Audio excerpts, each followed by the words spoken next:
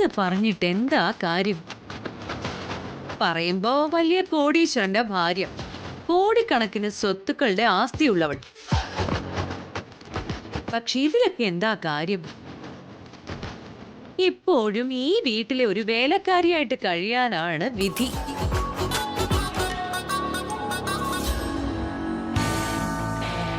ആ പാർവതി, ഇവിടെ ഈ ജോലികളൊക്കെ ചെയ്യാൻ ആവശ്യം പോലെ ജോലിക്കാരില്ലേ? പിന്നെ നീ എന്തിനാടി ഈ ജോലികളൊക്കെ ചെയ്യുന്നേ? എന്റെ അടുത്ത പദ്ധതി എന്താണെന്നറിയാനുള്ള അടവുമായിട്ട് ഇറങ്ങിയിരിക്കാം.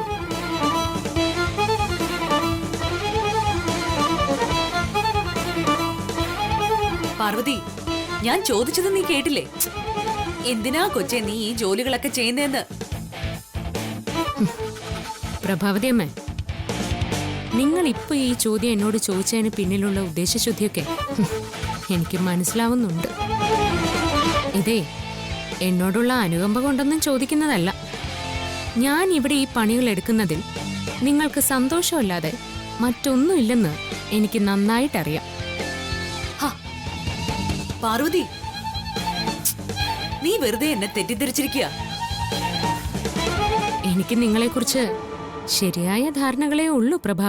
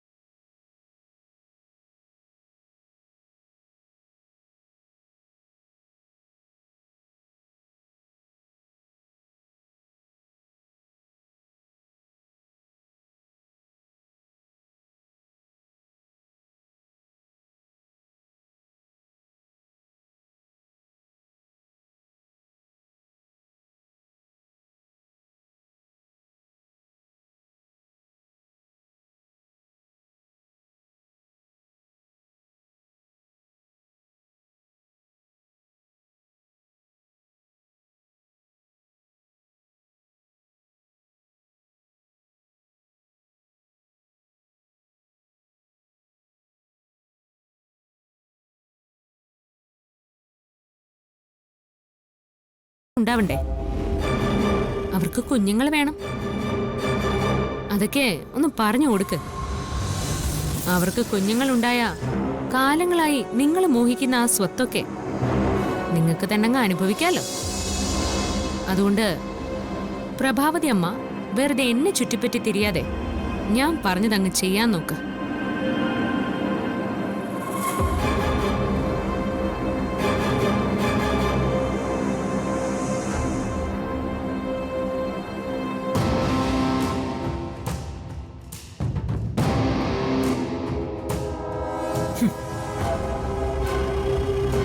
എനിക്ക് ഈ സ്വത്തുക്കൾ മാത്രം അനുഭവിച്ചാ പോരടി.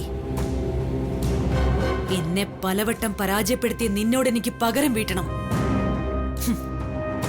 നിന്റെ അമ്മായി അമ്മ അനുഭവിച്ചതുപോലെ ഒരു വിധി നിനക്ക് ഞാൻ കുറിച്ചു വെച്ചിട്ടുണ്ടടി. ആ വിധി ഈ പ്രഭാവതിക്ക് നടപ്പിലാക്കണം. ഞാനത് നടപ്പിലാക്കിയിരിക്കും.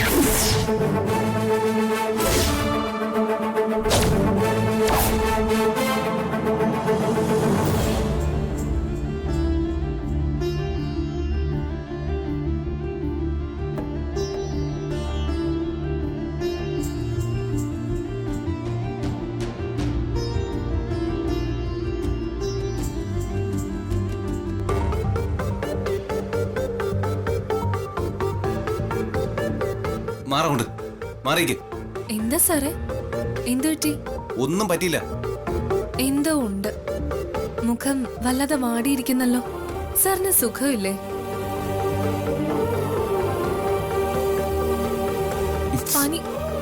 പനിയൊന്നുമില്ലല്ലോ. അപ്പൊ തലവേദനയായിരിക്കും.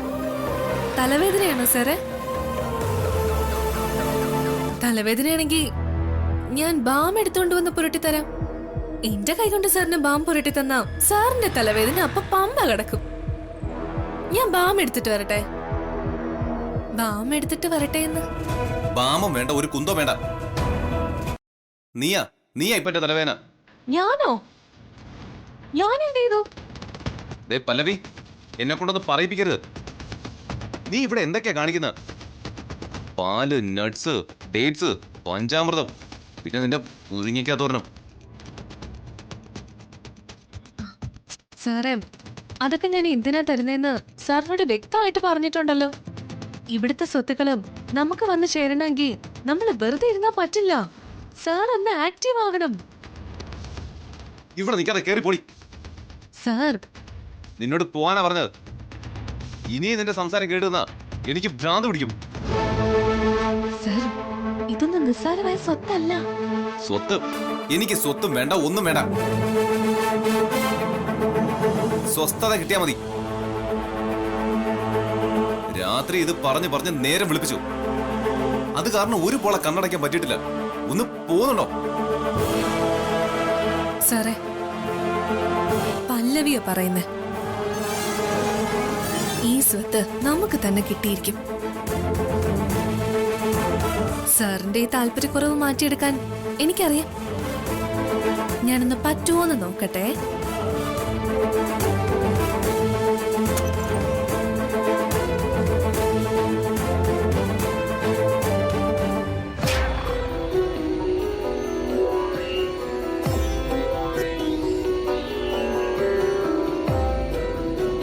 മോനെ, എന്താടാ, എന്താ ഇവിടെ ഒരു വഴക്കും ബഹളവും? നീ എന്തിനാടാ അവളോട് വഴക്ക് കൂടുന്നത്? എന്താ മോനെ കാരണം? എന്താ പ്രശ്നമെന്ന് അമ്മയോട് എങ്ങനെ പറയുന്ന? എടാ, എന്താ കാരണം? കാരണമൊന്നുമില്ല, വെറുതെ ഓരോന്ന്. പറയാൻ മടിയാണെങ്കിൽ നീ പറയണ്ട. നിന്നെ ഞാൻ അതിന് നിർബന്ധിക്കുന്നുമില്ല. പക്ഷേ വിപിൻ, പല്ലവി പറഞ്ഞിട്ട് പോയത് ഞാൻ കേട്ടു. അവളുടെ ആ വാശി നല്ലതാ. സ്വത്ത് നിങ്ങൾക്ക് തന്നെ കിട്ടണം, അതാണ് എന്റെയും ആഗ്രഹം. നീ ഇങ്ങനെ അവളോട് തൊട്ടതിനും പിടിച്ചതിനും ഒക്കെ വഴക്ക് കൂടാതെ എത്രയും പെട്ടെന്ന് ഒരച്ഛനാവാൻ നോക്കുമോനെ. എടാ, ഒരു കുഞ്ഞുണ്ടെങ്കിലേ അവളുടെ സ്വത്തുക്കള് നിങ്ങൾക്ക് കിട്ടുകയുള്ളൂ. അതെപ്പോഴും നിനക്ക് ഓർമ്മ വേണം. ദേ, നിന്റെ ഈ അഴകുഴമ്പൻ സ്വഭാവമൊക്കെ മാറ്റിവെച്ച് എത്രയും പെട്ടെന്ന് ഒരു കുഞ്ഞ് വേണമെന്നുള്ള ചിന്തയോടുകൂടി ജീവിക്ക്. ഒരമ്മയെന്നുള്ള നിലയില് നിന്നോട് എനിക്ക് ഇതേ പറഞ്ഞു തരാൻ പറ്റുള്ളൂ. അറിഞ്ഞ് പെരുമാറേണ്ടതേ നീയാ.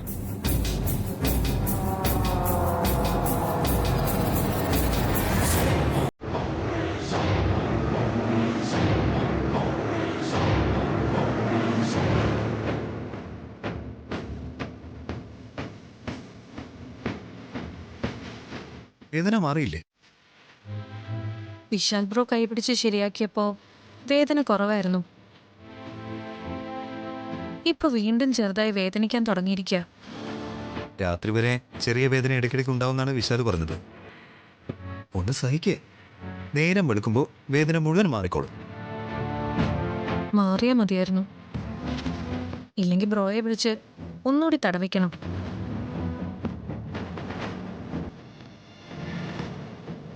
വിനയ്, ഫുഡ് എടുത്തു വെച്ചിട്ടുണ്ട്, താഴേക്ക് വാ. നിനക്കത് ഇവിടെ കൊണ്ടുവന്ന് തന്നൂടെ? ഇപ്പൊ ഇവിടെ എല്ലാവരും ഒന്നിച്ചിരുന്ന് ആഹാരം കഴിക്കുന്നേ, അതുകൊണ്ട് വിനയ് താഴേക്ക് വരൂ. ഒന്ന് നിന്നേ. എന്താ, എന്നെ നീ വിളിക്കുന്നില്ലേ? ആഹാരമേ എല്ലാവർക്കും വേണ്ടിയാ വിളമ്പി വെച്ചിരിക്കുന്നേ. വരാം, കഴിക്കാം. അല്ലാതെ ഓരോരുത്തരെയും പ്രത്യേകം പ്രത്യേകം ക്ഷണിക്കാനൊന്നും പറ്റില്ല. ദേവി ഇത് ഒന്ന് താഴേക്ക് വരുമോ?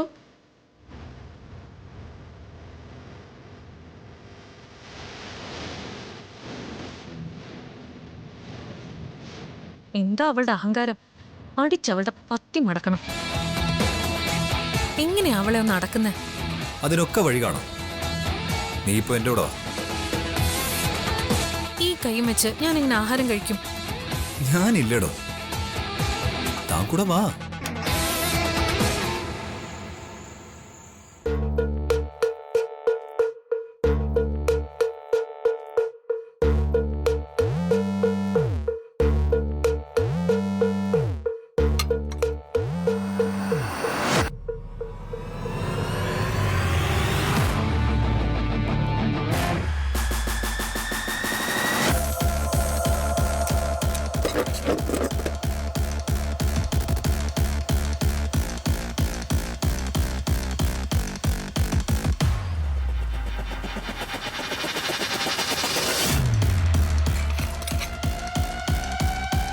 എന്റെ കൈക്ക് നല്ല വേദനയുണ്ട്. എനിക്ക് എടുത്തു കഴിക്കാൻ പറ്റില്ല കേട്ടോ. വാരി തരണം. അതിനെന്താ, ഞാൻ പറഞ്ഞല്ലോ, ഞാൻ വാരിത്തരാം.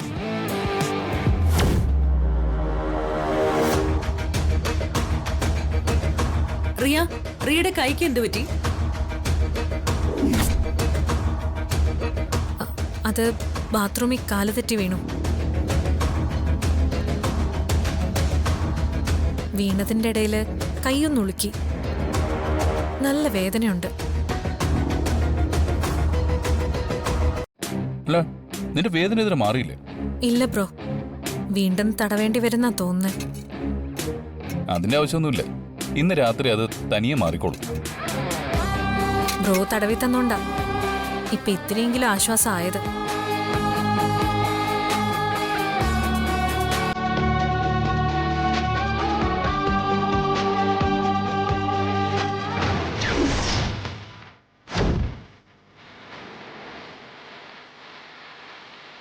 വിശാലാണോ നിനക്ക് തടവി തന്നത്? വിനയ ആദ്യം തടവി, പക്ഷെ അത് ശരിയായില്ല. അപ്പോ വിശാൽ ബ്രോ അത് കണ്ട് എനിക്ക് തടവി തന്നു. അല്ലേ ബ്രോ?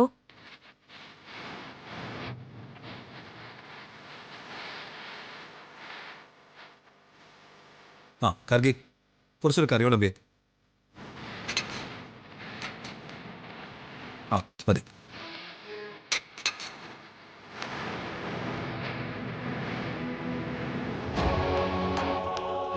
ഓരെ കൊടുക്ക്, തിന്ന് തിന്ന് ഇവിടെ ചാവട്ടെ. ഒരു കൈക്ക് വേദന വന്നപ്പോ തന്നെ പരസഹായം വേണ്ടി വന്നു അല്ലേ? ആഹാരം വേറൊരാള് വാരിത്തരണം. ഈ സ്ഥിതിക്ക് നിന്റെ മറ്റേ കൈക്കൂടി ഇതേ അവസ്ഥയായിരുന്നെങ്കിൽ നീ എന്ത് ചെയ്യുമായിരുന്നു റിയ?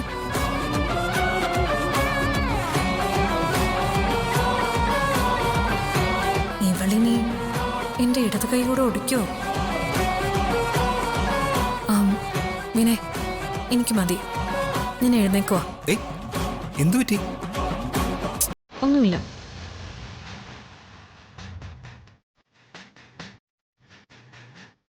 ഇനി വേണ്ട.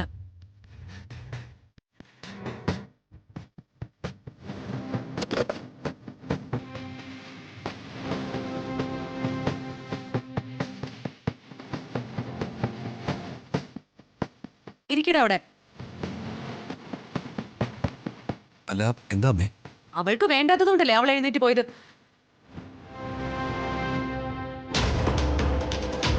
അവള് പൊയ്ക്കോട്ടെ, നീ ഇവിടെ ഇരിക്കും. കഴിക്കാൻ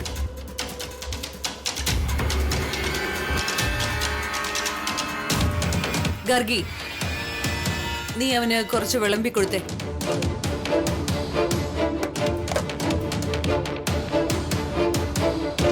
കഴിക്കാൻ.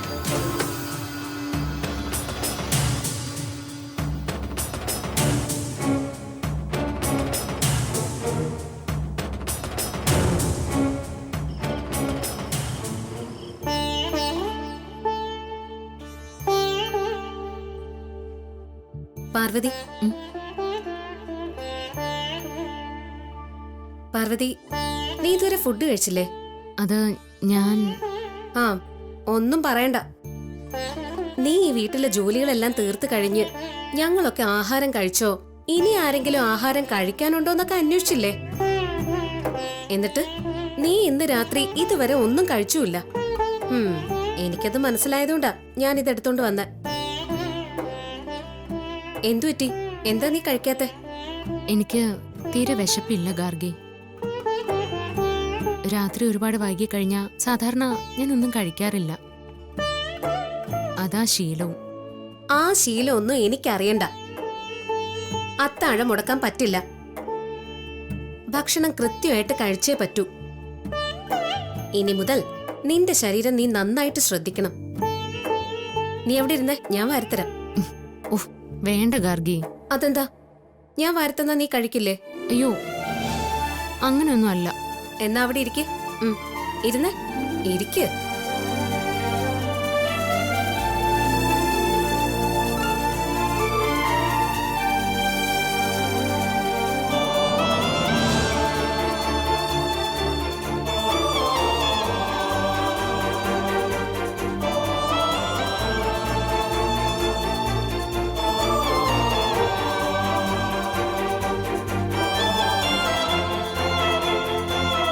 അല്ല, പാർവതി ഇതുവരെ കഴിച്ചില്ലേ? അതുകൊള്ളാം. ഇവിടെ എല്ലാവർക്കും അവരവരുടെ കാര്യം മാത്രമല്ലേ ഉള്ളൂ. പാർവതി ആഹാരം കഴിച്ചൊന്ന് ഇവിടെ ആർക്കും ചിന്തയില്ലല്ലോ.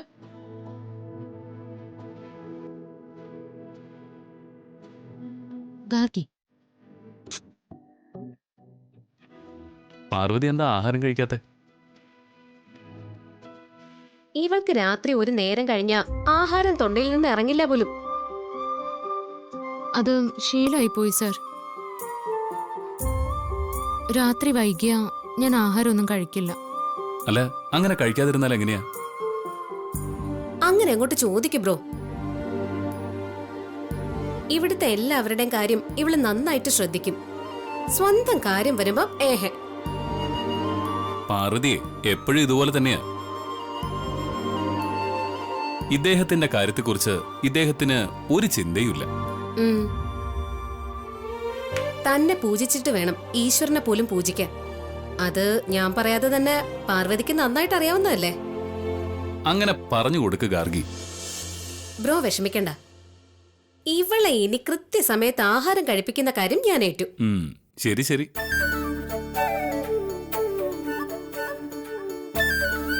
ആ അല്ല പാർവതി, റിയയോട് നീ എന്താ പറഞ്ഞേ? എന്തുകൊണ്ടാ ആഹാരം വേണ്ടെന്ന് പറഞ്ഞ് അവൾ അവിടുന്ന് എഴുന്നേറ്റ് പോയെ? ഞാനാണ് അവളുടെ കൈ പിടിച്ച് തിരിച്ചെന്ന് ഗാർഗിയോട് പറയണം. അല്ലെങ്കിൽ വേണ്ട. പറയ് പാർവതി, അവൾ എന്താ അവിടുന്ന് എഴുന്നേറ്റ് പോയതെന്ന്. അതെ, അവൾക്കൊരു ചെറിയ ഷോക്കിന്റെ കുറവുണ്ടായിരുന്നു. ഞാനത് കൊടുത്തു. കിട്ടേണ്ടത് കിട്ടിയപ്പോ അവൾ എഴുന്നേറ്റ് പോയി. അവളെ ഇടയ്ക്കിടയ്ക്കൊന്ന് കറണ്ട് അടുപ്പിച്ച് വിടുന്നത് നല്ലതല്ലേ? വേണം, അത് വേണം. ആ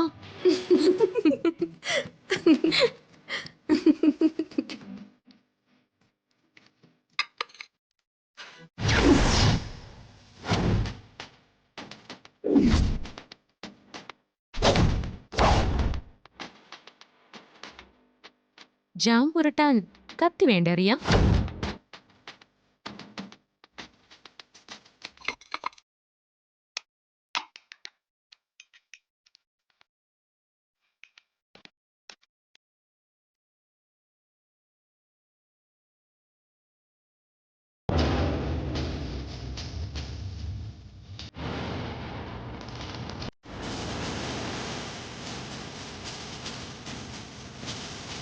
ദാ, അതെ, നിന്റെ അവിഹിതമൊക്കെ ഈ വീടിന് പുറത്ത് വെച്ച് നിർത്തിക്കോണം. ഈ വീട്ടിനകത്ത് നിന്റെ ഒരു ഇടപാടും പാടില്ല. ഇതിൻ്റെ ഉള്ളിൽ നീ പ്രശ്നം ഉണ്ടാക്കാൻ ശ്രമിച്ച തീർത്ത് കളയും ഞാൻ. ഇരു ചെവി അറിയാതെ നിന്റെ എല്ലാ അഭ്യാസങ്ങളും ഞാനുണ്ടല്ലോ. എന്താടി, നീ എന്നെ ഭീഷണിപ്പെടുത്താണോ? എന്റെ കാലിബർ നിനക്കറിയില്ല. വിനയും ഞാനും തമ്മിലുള്ള ബന്ധത്തിന്റെ ഡെപ്ത് നിനക്കറിയില്ല.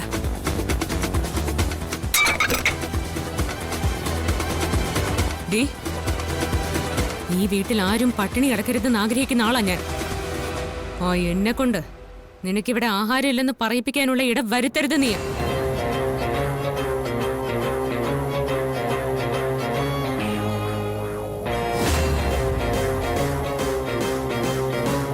എന്നെ കൊല്ലുമെന്ന് ഭീഷണിപ്പെടുത്താൻ മാത്രം നിനക്ക് സാധിക്കും.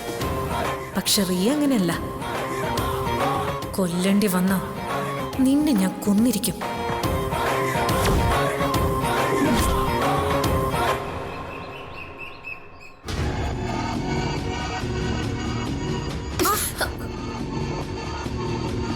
എന്തുവാടി ഇത്?